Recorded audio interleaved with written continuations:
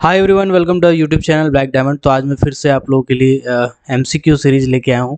आप लोगों का काफ़ी डिमांड था मॉइल को लेके।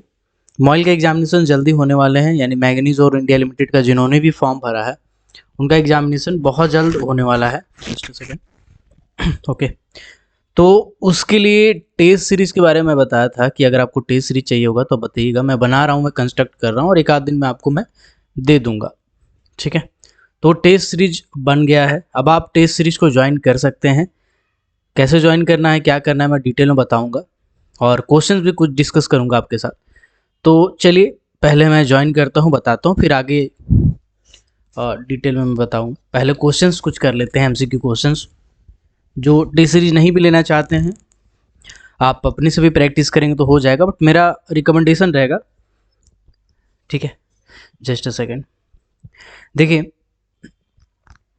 आप अगर कोल इंडिया का बैच ज्वाइन करना चाहते हैं तो भी कर सकते हैं। इसमें माइनिंग, सरदार, ओवरमैन लेवल का जितना भी पोर्शन है पूरा का पूरा कवर किया जाएगा। इसमें कोर्स पूरा डाला हुआ है। इसमें क्लिक करेंगे तो आपको पूरा रिसोर्सेज मिल जाएगा। 1200 रुपया 6 महीने वैलिडिटी के साथ है। इसमें सब वीडियो लेक्चर, टेस्ट सीरीज वगैरह सब कुछ मिल जाएगा।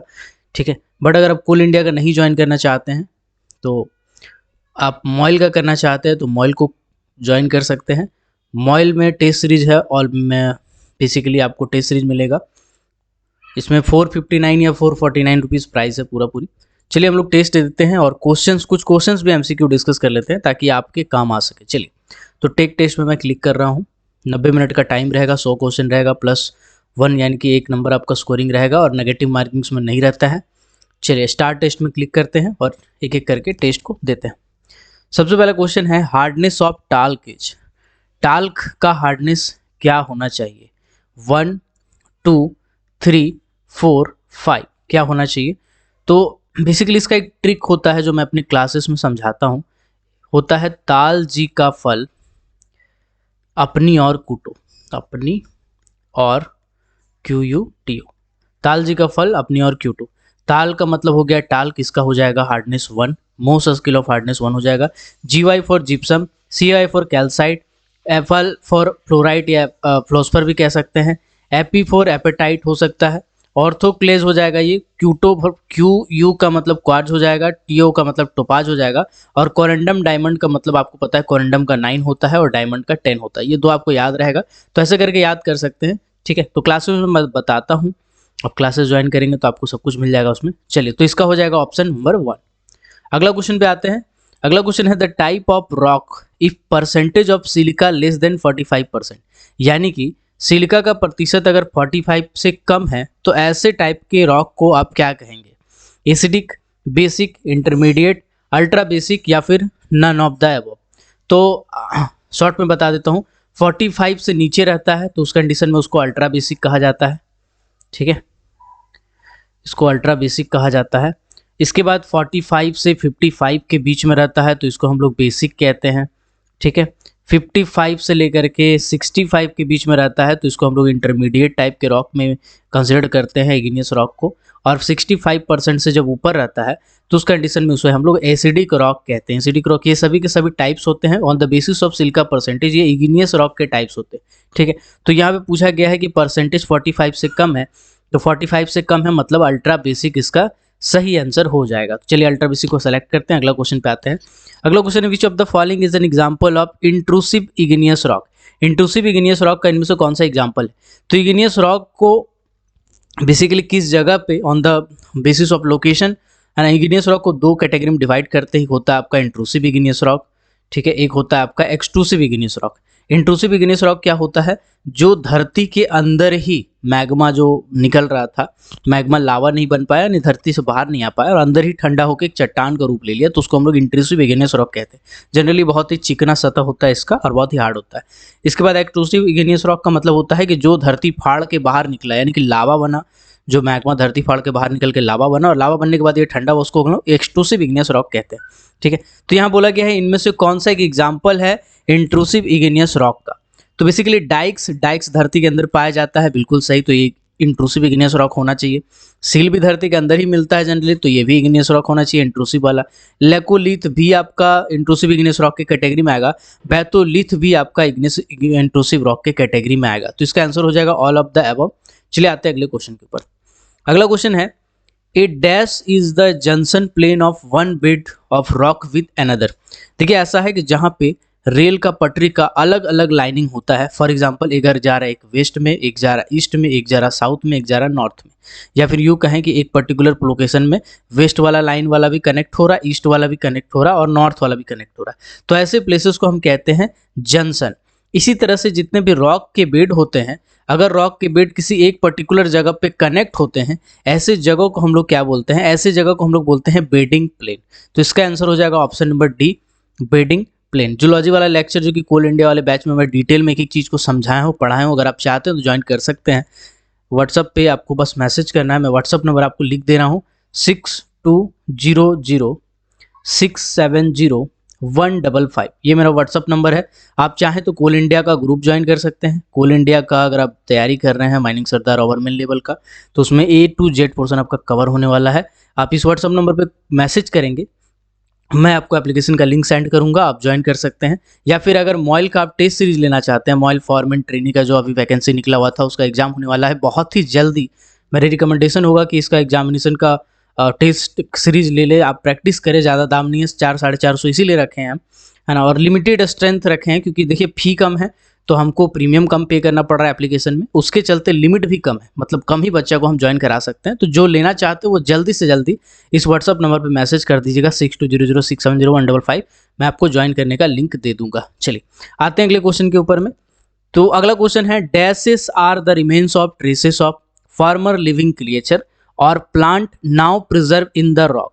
यानी कि ये सब क्या होते हैं, ये सब ट्रेसेस होते हैं। ट्रेसेस का मतलब होता है छाप। जैसे फॉर एग्जाम्पल एक चट्टान है, चट्टान में कोई जीव जंतु मरा, अब जीव जंतु जो मरा उसी शेप का वो बन गया या उसका कुछ छाप मिल गया। एक तो मोल्ड होता है, एक होता है कास्ट, एक होता है ट्रेसेस, ठीक है। तो ये सब बेसिकली जब कोई जीव जंतु मरता है तो उसका कुछ पतला अंग मिल जाता है उस जगह पे, या उस जगह पे एक ढांचा बन जाता है, उसका ढांचा हट जाता, मतलब उसका मांस तो गल गया लेकिन उस जगह पे मिट्टी बालू ऐसा कुछ भर गया, है ना। तो ऐसी चीज़ों जब कभी मिलती है ना, कोई चट्टान में कुछ ऐसा में अगर प्रिजर्व रह जाता है तो उसको हम लोग बोलते हैं फॉसिल्स। क्या कहा जाता है उसको, फॉसिल्स कहा जाता है। तो इसका आंसर हो जाएगा ऑप्शन नंबर ए। चलिए हम लोग रैंडम कुछ क्वेश्चन और कर लेते हैं, पूरा टेस्ट सीरीज तो कर नहीं पाएंगे, है ना, बहुत सारा क्वेश्चन है, 100 क्वेश्चन के आसपास रहता है, 100 क्वेश्चन रहेगा पूरा पूरी, है ना, पूरा पूरी लगेगा आपको एग्जाम दे रहा है। चलिए हम लोग थोड़ा आगे बढ़ के एक आध क्वेश्चन और बीच का कर लेते हैं ताकि आपको क्वेश्चन का आइडिया लग जाएगा किस टाइप के क्वेश्चन है।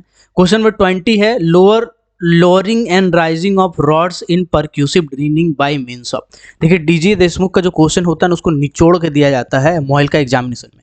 अगर आप में से कोई भी एग्जामिनेशन दिए होंगे तो मेरी बात से कन्वे कर रहे होंगे, और नहीं दिए होंगे तो आप किसी सीनियर से आइडिया ले सकते जो दिए हैं। डीजे देशमुख का क्वेश्चन जो होता है निचोड़ के दिया जाता है, और साथ ही साथ कुछ डिटेल लेवल का क्वेश्चन भी रहता है, कुछ एडवांस लेवल का क्वेश्चन भी रहता है, एमएमआर का क्वेश्चन भी रहता है, और भी कुछ कुछ चीज़ें होती है जो आपको टेस्ट सीरीज में देखने को मिल जाएगा। Lowering and rising of rod in percussive drilling दो टाइप के होते हैं, rotary drilling, percussive drilling. Percussive drilling क्या होता है, परक्यूसिव ड्रिलिंग में बेसिकली हम लोग क्या करते हैं, एक रॉड लेते हैं जो कि रिजिड रॉड होता है, और ये रॉड स्ट्राइक करता है जमीन पे जैसे हथौड़ा मारता है उस टाइप का, और हल्का हल्का रोटेट होते रहता है, हल्का हल्का रोटेट होते रहता है, ठीक है। तो इससे क्या होता है, इससे बेसिकली हार्ड जो चीजल्स होते हैं, हार्ड जो चट्टान होते हैं उनको ड्रिल करने में आसानी होता है, ठीक है। और उसी तरह से एक हॉलो सिलेंडर वाला अगर लगाया जाए तो हॉलो सिलेंडर वाला बोलते हैं रोटरी ड्रिलिंग। रोटरी ड्रिलिंग क्या होता है, हॉलो सिलेंडर लगातार घूमता रहता है, घूमता रहता है, घूमता रहता है। अगर सॉफ्ट मलबा है, ऐसा कुछ है, ज़्यादा डेप्थ तक नहीं जाना, तो उस कंडीशन में हम लोग रोटरी ड्रिलिंग का इस्तेमाल करते हैं। तो परक्यूसिव ड्रिलिंग में यहाँ पे रॉड बोला गया है, मतलब मान के चलिए कि कभी हम ड्रिलिंग कर रहे हैं और ड्रिलिंग करते करते होल में ही कहीं पे ऐसा हुआ कि ड्रिल रॉड टूट गया, कुछ मेरा जो मशीन का कुछ सामान है वो टूट गया, तो वो टूट के गिर गया नीचे ज़मीन में, पेंदा में, है ना, जो होल था बोर होल उसका पेंदा में गिर गया, यानी बेस में गिर गया। तो उसको निकालना है, तो निकालने के लिए हम लोग क्या इस्तेमाल करते हैं, रिटेनिंग की का इस्तेमाल करते हैं। रिटेनिंग की में फंसा के हम लोग उसको निकालते हैं। तो इसका ऑप्शन हो जाएगा ऑप्शन नंबर ए, ठीक है। चलिए कुछ और भी क्वेश्चन रैंडम करते हैं। अगला क्वेश्चन है, cross foot used for removing. Cross foot का मतलब यहाँ पे आप पढ़ रहे होंगे, क्रॉस का मतलब कौवा, फुट का मतलब पैर, कौवा का पैर। आप सोचेंगे यार कौवा का पैर कहाँ से आ गया, क्वेश्चन पेपर जब एग्जामिनेशन में देखेंगे आप बोलेंगे यार कौवा का पैर तो कभी हम सुने नहीं। ऐसा नहीं है कि आप सुने नहीं तो क्वेश्चन किताब में दिया नहीं है और आप पढ़े नहीं, तो कुल मिलाकर के यही है कि आपको डिटेल में पढ़ना पड़ेगा। क्रॉस फुट एक तरह का ऐसा सामग्री होता है, ऐसा एक इंस्ट्रूमेंट होता है, ठीक है, जिसको बेसिकली हम लोग इस्तेमाल करते हैं ब्रोकन टूल को रिकवर करने के लिए। इसके साथ ही साथ स्पाइरल वार्म का भी इस्तेमाल हम लोग करते हैं, ठीक है। तो देखो, रोटरी और परक्यूसिव दो टाइप का ड्रिलिंग पैटर्न हम आपको बताएं, दो तरह का ड्रिलिंग तरीका हम बताएं, तो दोनों तरीके में अलग अलग टाइप के सामान, अलग अलग टाइप के इंस्ट्रूमेंट का इस्तेमाल किया जाता है, अलग अलग टाइप का उसका बॉडी पार्ट होता है। तो उसमें से कुछ भी टूटता है तो अलग अलग टाइप का इस्तेमाल किया जाता है तरीका। कभी हम क्रॉस फुट का इस्तेमाल करते हैं, कभी स्पाइरल वर्म का इस्तेमाल करते हैं, कभी रिटेनिंग की का इस्तेमाल करते हैं, ठीक है। तो यहाँ पे क्रॉस फुट लिखा हुआ है तो ये भी ब्रोकन टूल में ही आएगा, तो ऑप्शन नंबर ए इसका करेक्ट आंसर हो जाएगा। चलिए अगला क्वेश्चन पे आते हैं। चलिए स्लाइड करते हुए हम चलते हैं रैंडम। चलिए 25 नंबर क्वेश्चन पे आगे तो उठा लेते हैं इसको। चलिए अगला क्वेश्चन है, the core diameter in mm millimetre size obtained with nx size etch, ठीक है। nx size basically nx size और bx साइज काफ़ी ज़्यादा पॉपुलर है, लेकिन टोटल 4 टाइप के अलग अलग साइज होते हैं। एक तो आप ध्यान रखिएगा कोर का डायमीटर पूछेगा, एक तो आपको होल का डायमीटर पूछेगा, एक तो आपको जो ड्रिल बिट है उसका डायमीटर पूछेगा। तो ये तीनों का तीनों आपको याद होना चाहिए। ऐसे क्वेश्चन आपके यूपी पीएससी के माइंस इंस्पेक्टर के एग्जामिनेशन में भी पूछा गया था, ऐसे क्वेश्चन मॉयल के एग्जामिनेशन में भी पूछा गया था, ऐसे क्वेश्चन बिहार माइंस इंस्पेक्टर में भी पूछा गया था, ऐसे क्वेश्चन आपको कुछ रैंडम एग्जामिनेशन में देखने को मिलते हैं। इसीलिए जो कोर डायमीटर है, होल डायमीटर है, बिट डायमीटर है, इसको आप इग्नोर नहीं कर सकते। टोटल 4 डायमेंशन का होता है, ठीक है ना। AX भी होता है आपका, EX या BX होता है, सॉरी, है ना। तो 4 टाइप के होते हैं, तो चारों टाइप को आप अच्छे से पढ़ लीजिएगा, ठीक है। यहाँ पे फिलहाल 54 mm इसका डायमीटर हो जाएगा। NX साइज में अगर हम कोर डाय की बात करें, कितना कोर को रिकवर कर सकते हैं डायमीटर वाला, तो वो 54 हो जाएगा। चलिए रैंडम कुछ और क्वेश्चन करते हैं, ठीक है। चलिए ओके, चलिए 50 नंबर क्वेश्चन करते हैं। क्वेश्चन नंबर 50 है, gradient of roads in quarries for tyred vehicular traffic should not exceed 1 in 4, 1 in 8, 1 in 10, 1 in 15, 1 in 16। अभी सबसे पहले एक टर्म समझिए, एक होता है क्वेरीज और एक होता है OCP।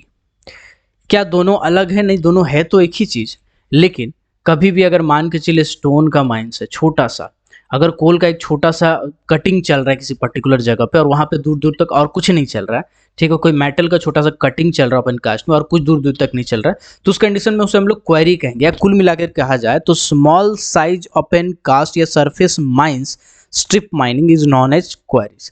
और ओपन कास्ट क्या होता है, एक जगह पे हम देखते हैं तो बहुत सारा अलग अलग बेंच है, अलग जगह कटिंग चल रहा है, कहीं मशीन से लोडिंग चल रहा है, कहीं डंपिंग चल रहा है, कहीं कटिंग चल रहा है ना, कहीं ब्लास्टिंग चल रहा है, तो ये सब को हम ओपन कास्ट के कैटेगरी में संबोधित करते हैं। तो जब कभी क्वेरीज आता है तो क्वेरी में हम लोग क्या कर सकते हैं, क्वेरी में हम थोड़ा सा रोड को उसमें छूट दिया जाता है कि भाई साहब आपका छोटा मोटा माइंस है, आपका जगह का कमी है, तो जब जगह का कमी है, आप अगर ज़्यादा मान के चलिए ग्रेडियंट मिलाते हुए आप रोड को चलेंगे तो आपको ज़्यादा जगह लगेगा, तो उसके जगह पे क्या कर सकते हैं, आप थोड़ा सा ज़्यादा ढलान रख सकते हैं रोड में, है ना, क्योंकि आपके पास जगह का कमी है। तो इस कंडीशन में जो वेहिकुलर ट्रैफिक वाला जो रोड होता है, टायर माउंटेड रोड होता है, उसमें 1 in 10 ग्रेडियंट तक छूट दिया जाता है। वहीं दूसरा वाला रास्ता बनता है अगर ओपन कास्ट में तो 1 in 14 दिया जाता है, और 1 in 16 आप जनरली हॉल रोड का जान रहे होंगे ग्रेडियंट। तो ये तीनों जगह में थोड़ा थोड़ा बेसिक सा अंतर होता है, अगर आप इस अंतर को समझ जाएंगे तो आप एग्जामिनेशन में गलती नहीं करेंगे। 1 in 10 क्वेरी में होता है, 1 in 14 ओपन कास्ट में होता है, ठीक है। रैंप का ग्रेडियंट आप कह सकते हैं 1 in 10 उसमें भी होता है, ठीक है।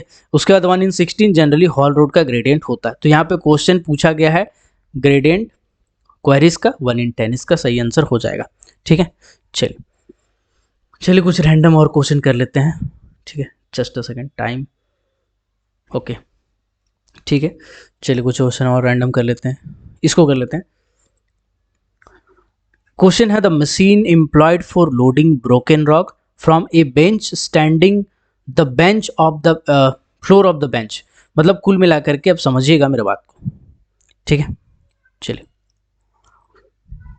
ओके, देखो डीपर सॉवेल क्या होता है समझिएगा। एक सॉवेल है जो बेंच के ऊपर में खड़ा है, ठीक है ना। जस्ट अ सेकेंड, बेंच के ऊपर में खड़ा है और ऊपर में खड़ा होकर नीचे का हिस्सा को काट रहा है, ठीक है, तो उसको हम लोग डीपर सॉवेल कहते हैं। डीपर सॉवेल का ही एक एडवांस वर्जन है जिसका नाम है स्टीपर सॉवेल। ये सब डीजे देशमुख में आपको देखने को मिलेगा। हालांकि अगर सरफेस माइनिंग टेक्नोलॉजी का कुछ बेसिक चीज़ आप पढ़ पाते हैं उस किताब से बाय ये समीर कुमार दास, तो वो बहुत ही बेस्ट किताब हो जाता है। तो यहाँ पे आंसर हो जाएगा डीपर सॉवेल, माने बेंचवा के ऊपर खड़ा होकर वही बेंचवा काटते हैं तो उसको बोलते हैं डीपर सॉवेल। जब वही वाला बड़का को रहेगा तो उसको हम लोग स्टीपर सॉवेल कहते हैं, ठीक है। चलिए आते हैं अगला क्वेश्चन पे। अगला क्वेश्चन है one of the example of hydraulic excavator is. देखो एक्सकोवेटर की कैटेगरी में बहुत कुछ रखा गया। खाली एक्सकोवेटर में जनरली लोग क्या समझते हैं, एक्सकोवेटर में सॉवेल को समझ लेते हैं कि जो बेसिकली पावर सॉवेल होता है वो एक्सकोवेटर होता है। नहीं, ऐसा नहीं है। एक्सकोवेटर में पावर सॉवेल भी आ सकता है, ठीक है।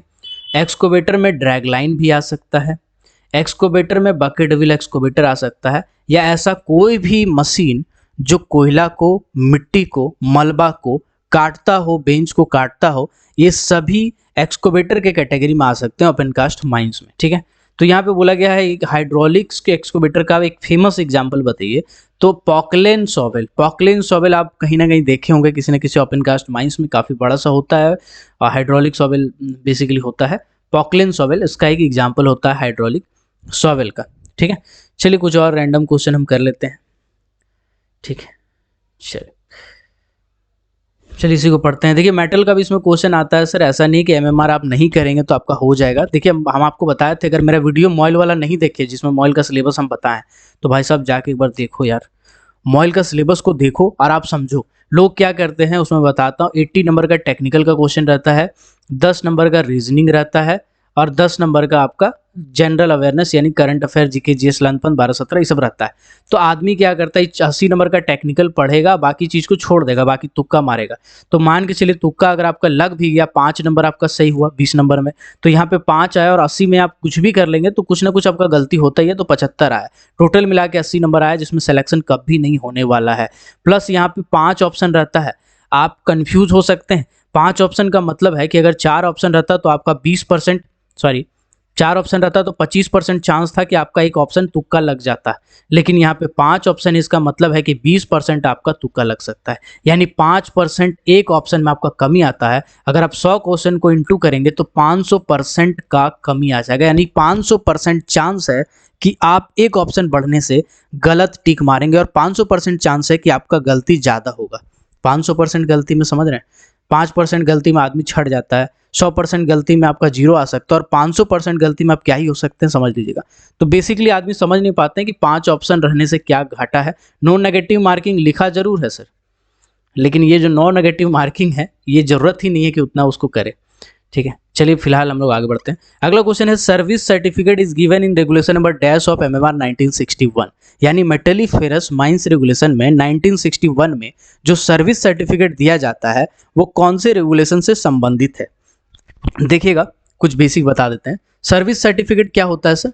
सर्विस सर्टिफिकेट होता है कि मान के चलिए कोई एम्प्लॉय है, उसके पास फॉरमैन सर्टिफिकेट नहीं है या माइनिंग मेट का सर्टिफिकेट नहीं है, लेकिन वो जो आदमी है वो आदमी बहुत बढ़िया से लगभग 10 साल 15 साल से वो काम कर रहा है फॉरमैन में, मतलब 10 साल 15 साल से वो मेटल माइंस में काम कर रहा है। मैनेजर साहब उसको जान रहे हैं कि ये जो आदमी है, ये आदमी के पास भले फॉरमैन सर्टिफिकेट नहीं है लेकिन ये 15 साल से इसी पर्टिकुलर काम को कर रहा है, सुपरवाइजरी वाला काम कर रहा है, तो इसको बहुत अच्छे से मेटल माइंस का कटिंग, डंपिंग, कैसे क्या क्या करते हैं, मेटल मतलब method of working, safety, ventilation बहुत अच्छे से इसको पता है। तो इसको जरूरत नहीं कि सर्टिफिकेट दिया जाए। तो उस कंडीशन में वो क्या करेगा, जो माइंस का मैनेजर होगा, वो मैनेजर डीजीएमएस को बोलेगा कि भाई साहब हमारे पास एक ठो आदमी है जिसको फॉरमैन सर्टिफिकेट दिया जाए, यानी फॉरमैन का सर्विस सर्टिफिकेट दिया जाए। वो आदमी डीजीएमएस में कोई एग्जाम दिया नहीं, क्या वो एलिजिबल है नहीं एलिजिबल है उससे भी कोई मतलब नहीं है, बस वो आदमी उस पर्टिकुलर पोस्ट के बराबर है ऐसा मैनेजर को लगता है कि उसके पास भले फॉरमैन का सर्टिफिकेट नहीं है लेकिन उसको फॉरमैन का काम का पूरा जानकारी है और ये आदमी फॉरमैन के पोस्ट में रहना चाहिए, हम उसको ऑफिशियली फॉरमैन का पोस्ट देना चाहते हैं। तो मैनेजर साहब डीजीएमएस को बोलेगा कि इसको सर्विस सर्टिफिकेट प्रोवाइड कराएं। डीजीएमएस अगर सही लगेगा उस आदमी को बुला के जांच करेगा, अगर उसको सही लगेगा तो उसको सर्विस सर्टिफिकेट दे दिया जाएगा। तो ऐसा मेटल माइंस में होता है, कोल में नहीं होता है। तो सर्विस सर्टिफिकेट इनमें से कौन से रेगुलेशन के अंदर में आता है? तो रेगुलेशन नंबर 23 एमएमआर 1961 भी आपको डिटेल में पढ़ना पड़ेगा, ध्यान रखिएगा। इसीलिए आपको कह रहे हैं कि अगर मॉइल का तैयारी करना है तो टेस्ट सीरीज ले लीजिए, सस्ता है, आपके काम आ जाएगा। या फिर खुद से अगर तैयारी करना चाहते हैं तो जो मैं वीडियो बनाया हूँ इससे पहले, उसमें पूरा डिटेल में सिलेबस बताया हूँ, एक एक करके डिटेल में उसको फॉलो करें, आपका काम हो जाएगा। 79 क्वेश्चन है, duties and responsibilities of foreman is given in regulation number dash. MMR 1961 में जो रेगुलेशन नंबर, कितना रेगुलेशन नंबर में फॉरमैन का ड्यूटीज और रिस्पॉन्सिबिलिटी दिया हुआ है, कर्तव्य और जिम्मेवारियां एक फॉरमैन का किस में दिया हुआ है? तो इसका ऑप्शन हो जाएगा ऑप्शन नंबर सी 46, ओवरमैन का CMR में और मेटल माइंस में फॉरमैन का, दोनों का यहाँ पे सेम है, ठीक है। चलिए ध्यान रखिएगा। आते हैं अगला क्वेश्चन पे। सॉरी 47 है ओवरमैन का, यहाँ पे 46 है। अगला क्वेश्चन है duties and responsibilities of mining met. Mining met का कर्तव्य और जिम्मेवारी रेगुलेशन पर कितना में दिया गया है? तो 47 में दिया गया है। तो आई होप ये वीडियो आपके काम का होगा। आप MCQ क्वेश्चन को देख के एक पैटर्न का एनालिसिस कर लिए होंगे। अगर आप टेस्ट सीरीज लेना चाहते तब भी अच्छा रहेगा आपके लिए, नहीं लेना चाहते कोई बात नहीं, लेकिन डिटेल में आप कोशिश कीजिए तैयारी करने का। अगर आप टेस्ट सीरीज लेना चाहते हैं मॉइल का, फॉरमैन का, तो आपको व्हाट्सअप नंबर में लिख रहा हूँ, उस पर मैसेज करेंगे, कॉल ना करेंगे। 6200670155 इस व्हाट्सअप नंबर पे कॉल करेंगे, मैसेज करेंगे सॉरी, और बता देंगे कि मुझे मॉइल का टेस्ट सीरीज लेना है। फिर मैं आपको एक लिंक सेंड करूंगा, उस लिंक के जरिए आप एप्लीकेशन को ओपन करके उसमें परचेस कर सकते हैं। प्राइसेस शायद 449 या 459 रुपीज़ है, मैं कंफर्म नहीं हूँ, इसी दोनों में से कुछ है, इससे ज़्यादा नहीं है, ठीक है। इसमें 10 से 12 टेस्ट का सेट रहेगा टोटल। अभी फिलहाल तो 2 डाला हूँ, अभी हर एक आध दिन में आते रहेगा, मतलब एग्जामिनेशन से 10-15 दिन पहले ही आपका पूरा अच्छे से रिवीजन हो जाएगा। और मैं कोशिश करूंगा कि एक रिवीजन क्लास भी आपका ले लूँ ताकि आपका काम आ सके। तो 10-12 सेट आपको आराम से मिल जाएगा, जिससे आप इसको अगर प्रैक्टिस कर लेंगे तो आपको अच्छे से पता चल जाएगा कि किस टाइप के क्वेश्चन पूछे जाते हैं, और हो सकता है आपका एग्जामिनेशन में हूबहू क्वेश्चन मैच कर जाए। क्योंकि ये जितने भी क्वेश्चन मैं टेस्ट सीरीज से बनाया हूँ, ये प्रीवियस ईयर का क्वेश्चन को निचोड़ कर डाला हूँ, ठीक है। तो आई होप ये आपका काम आएगा। तो मिलते हैं किसी और वीडियो में। इस वीडियो को लाइक कर दीजिएगा, चैनल पर नए हैं तो चैनल को सब्सक्राइब कर दीजिएगा, इस वीडियो को अपने दोस्तों के साथ शेयर कीजिएगा। तब तक के लिए आप सभी को keep watching, keep supporting, till then, Jai Hind.